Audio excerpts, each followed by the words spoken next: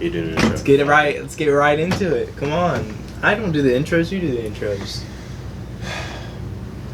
Today sucks. Let's get right into it. Yes, sir.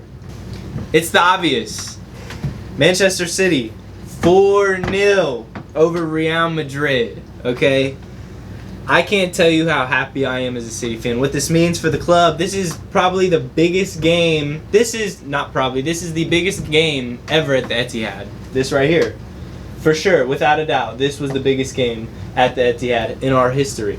A Real Madrid semifinal, second leg on our home field. And we went out there and won 4-0 against football heritage Real Madrid. 4-0. It certainly didn't fucking look like it. An absolute dominant performance. First half, let's start from the beginning, as we always do. Lineups. Manchester City, it's the same lineup that went into the first leg. I thought we were the better team the first leg.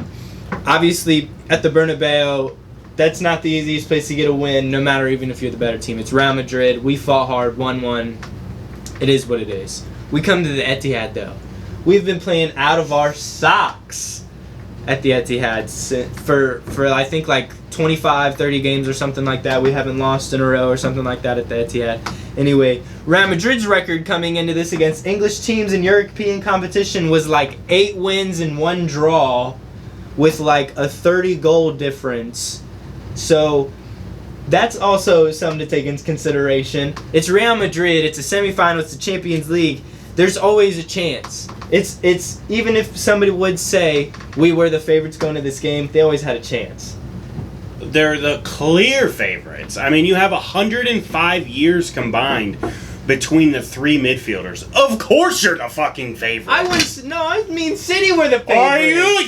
Okay, City, look. At home. Semi-final, most people would say City would be the favorites. Obviously. Yeah. They're clearing away the favorites. Oh, I thought you were saying Real Madrid are clearing away favorites because they got 105 Hell years. no. Oh, I thought, okay.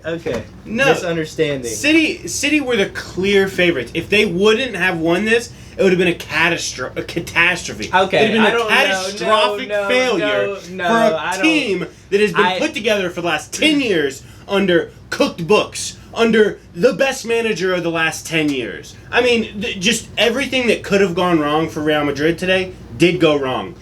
Now, we all know I'm a United fan. I'm going to get super shitty about it and throw him under the bus and say, the only reason He's looking for all the negatives out here. He's looking for all the negatives. The only reason they're here is because of that greed, baby. And well, you know what? That's anybody. It's not. It is what greed. it is. But look at where all the other greedy teams who have big money where they are. Where are those books? They're though? not here. They're not under investigation. Chelsea, not under investigation. Not under investigation. That's gonna happen in 5 years. Say the next one. For them. Not under investigation. But neither here nor there. What matters is what happened on the pitch today, and it was absolute domination. I mean, absolutely. From minute 1 to 94, there was no effort from this Real Madrid team. They looked shambolic. Oh, man, I mean, it was shambolic performance from Real Madrid. You could say Modric and Kroos were almost nowhere to be seen. Vinicius Jr., let's talk about that. Kyle Walker in the lineup at that right center back, right back role. Okay, go ahead. What do you have to say? Don't even start saying he got locked up. Vinny Jr. was nowhere to be seen against Kyle Walker. That's all I have to say. It's not because of Kyle Walker. It's because the midfield dominated in their battle. Also, so there was a 1v1 opportunity. 0 service. There was a 1v1 opportunity. Vinicius Jr. is running down the line, and who catches up to him and takes the ball? Kyle Walker. Okay, you say one opportunity over the whole 90. He got one opportunity. Where was he? He got one opportunity. Where was that whole time? He clamped him up. No support. He clamped him up 2 games in a row. That's all I gotta say. He has no support. Benzema. 1v1. Horrible game. I mean, the best fucking player in the world last year. Horrible game. I mean, this whole Real Madrid team. Ruben Diaz. Fuck City. Rodri. I hate him.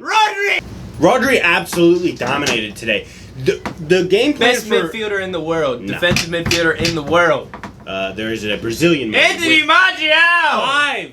Count them. 1, 2, 3, 4. What? 5 Champions Leagues to his name. But we're not talking about him. That's the past.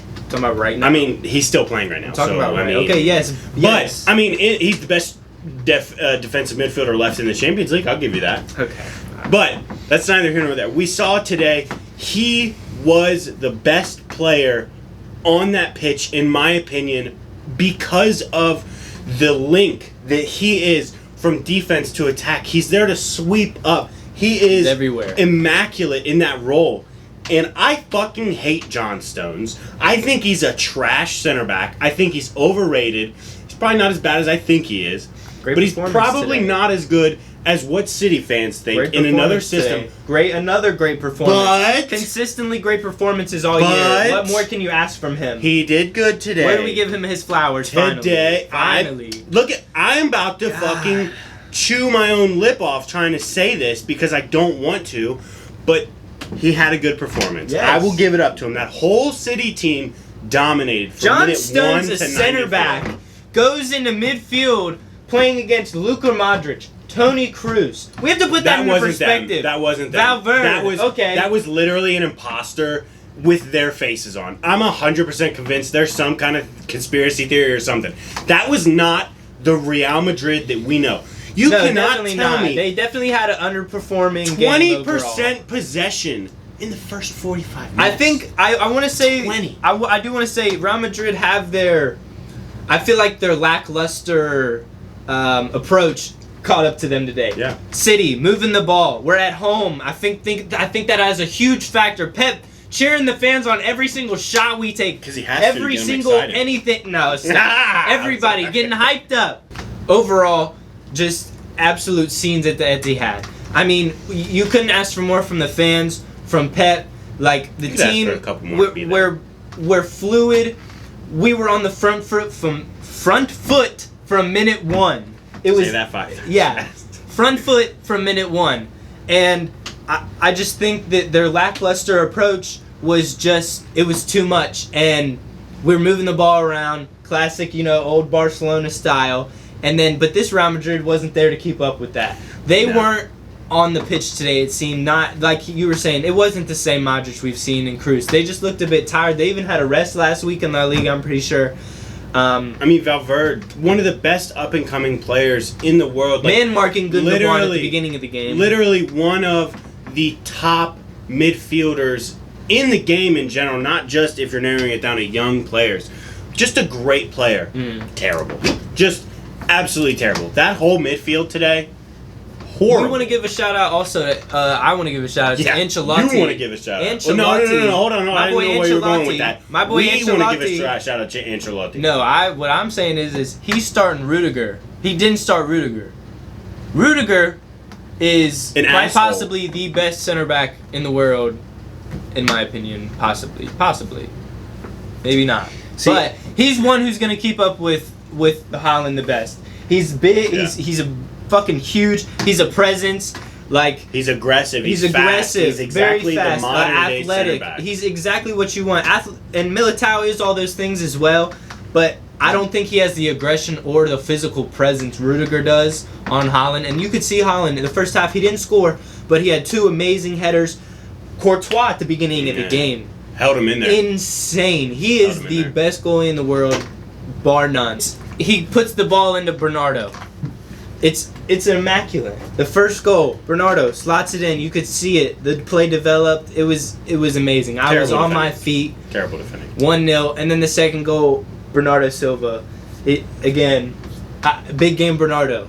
I don't know what more to say about him. I'm so glad he's on the team. I'm gonna be upset if he wants to leave. I feel if we get a Champions League, maybe it could sway him a little bit to deal with the weather and such in Manchester, which I know is a big problem for him. It's a big problem for a lot of people. A lot of people have come to United or City and said they don't like the weather. And who the fuck wants to go play in the rain all day when you can go sit on the beach and sip mimosas on the weekend after your game in Spain? That'd be beautiful. It's easy. It's an easy decision, but he stayed. It was immaculate performance all around. The whole 90. Hats off to the super subs. Phil Foden, Julian Alvarez. A beautiful... You could say the game was away. It obviously was. It was 3-0 at this point. But it was just a great little goal by those guys. The super subs coming on. Alvarez scoring past Courtois. doing his little celebration, you know. Akanji getting a goal, his first goal for City. Let that be known. Wasn't an Akanji goal. I think it went down as an own goal at first, and then it got switched because I saw at the end of the game at least on CBS. Fuck him, they changed it back. They changed it to it. So that would mean De Bruyne with 2 assists in that game if that's the case. Which again, immaculate performance by him, stepping up. I mean, hating. He's a hater. Look, he's a Liverpool fan. He's a Liverpool player. He's a Liverpool legend. He's gonna hate on City. Everybody in their nan is Everybody's hating on City. Nobody wants him to win. Whoa, hold on. We shouldn't say everybody. We should say United fans and Liverpool fans hate on them.